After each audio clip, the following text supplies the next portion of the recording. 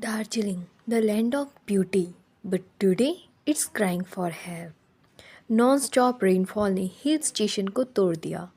More than 24 people died. Dozens missing.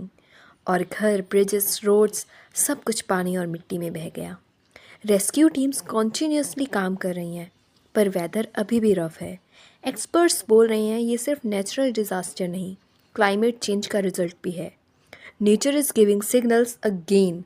अब decide हमें करना है, सुनते हैं या इग्नोर करते हैं. कमेंट करो, क्या इंडिया क्लाइमेट डिज़ास्टर्स के लिए रेडी है?